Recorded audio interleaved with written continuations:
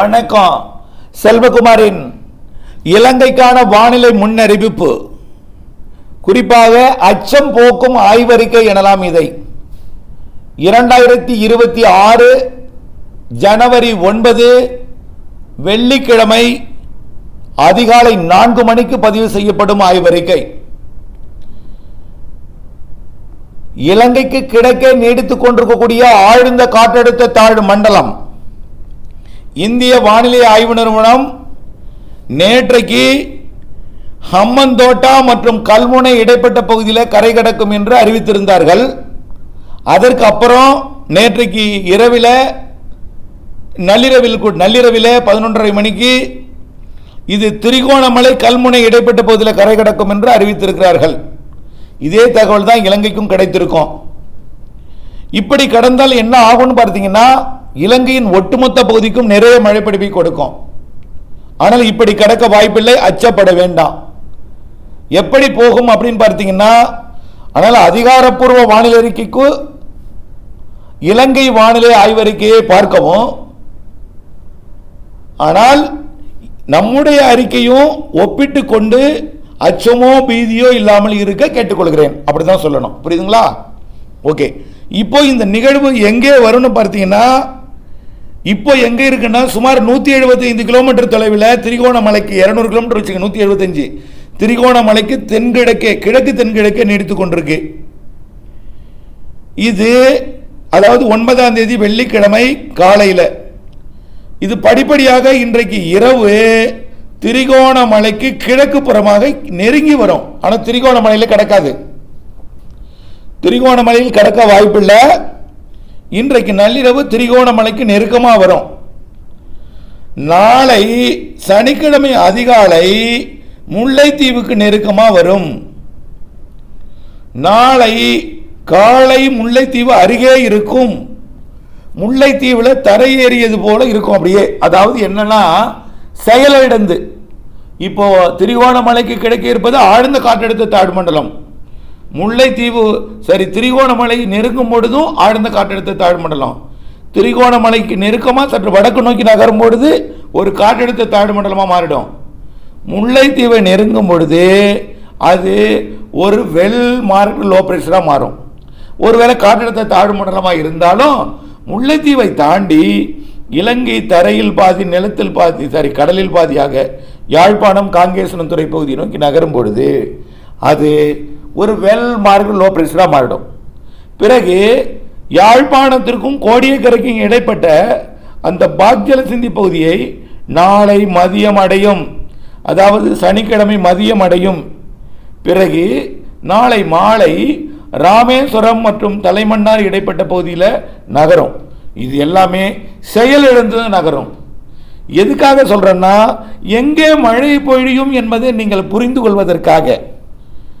ஹம்மந்தோட்டாவில் நுழைஞ்சதுன்னா ஒட்டுமொத்த இலங்கைக்கும் கொட்டி எடுக்கும் மழை. அப்படி நடக்காது.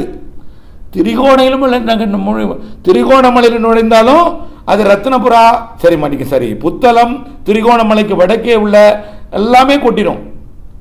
அப்படி நடக்காது.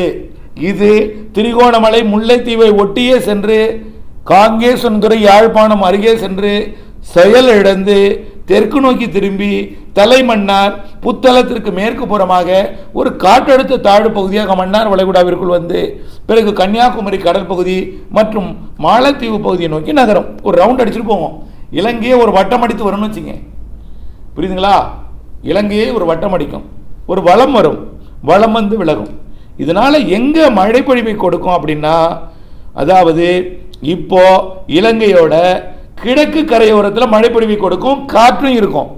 நல்ல வலுவான காற்று திரிகோணமலையில் இருக்கும், முல்லைத்தீவுலையும் இருக்கும், யாழ்ப்பாணத்துலையும் இருக்கும்.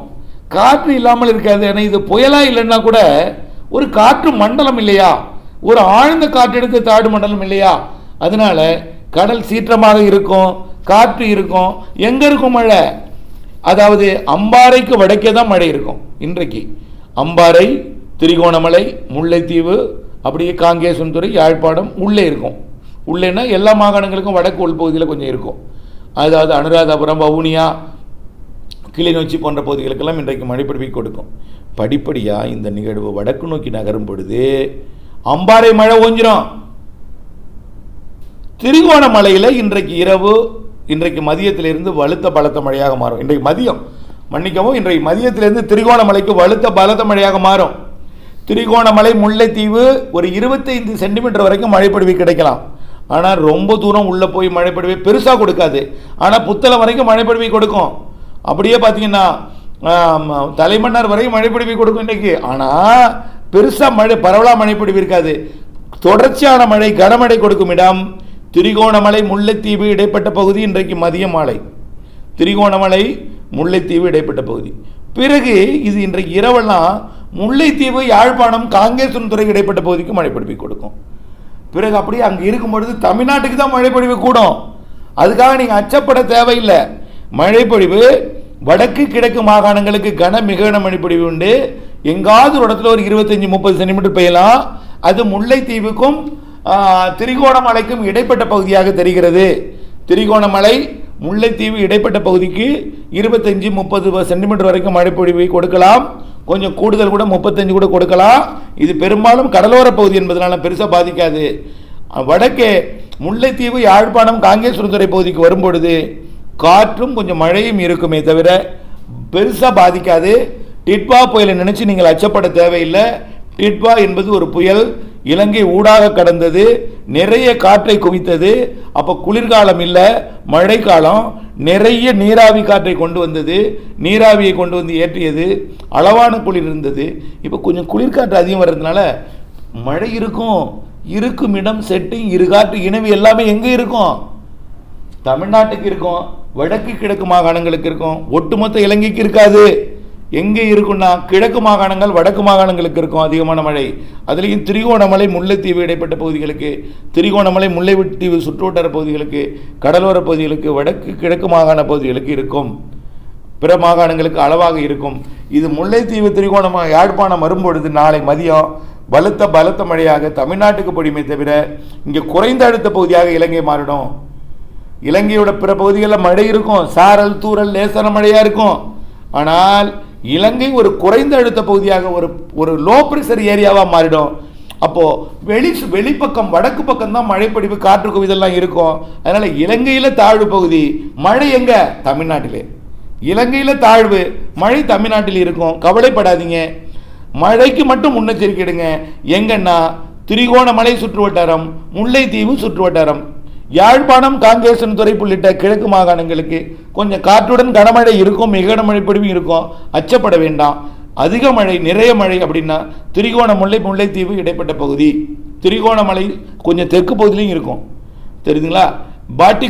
பாட்டிகோலா அந்த வடக்கு பகுதிக்கும் வடக்கே உள்ள பகுதிகள் திரிகோணமலை மற்றும் முல்லைத்தீவு சுற்றுவட்டார பகுதி. அம்பாறைக்கு வடக்கே தாங்க மழை, அம்பாறைக்கு தெற்கே இருக்காது. அதில் நீங்கள் கண்டிக்கெல்லாம் பெருசாக இருக்காது, ஆனால் மழை இருக்கும். பாதிக்கும் மழை இல்லை, ஆனால் எச்சரிக்கையாக இருங்க. கொஞ்சம் மழை பெஞ்சால் கூட கண்டிக்கு நிலச்சரிவு ஏற்படுத்தினா வெடிப்புக்குள்ளே தண்ணி வந்து இது எச்சரிக்கையாக இருக்கணுமே தவிர பாதிப்பு இருக்காது. ஆனால் வடக்கு கிழக்கு மாகாண கடலோர பகுதி, முல்லைத்தீவு, திரிகோணமலைக்கு மட்டும் நிறைய மழை இருக்குது, அதுக்கு மட்டும் எச்சரிக்கை இருந்தால் போதும்.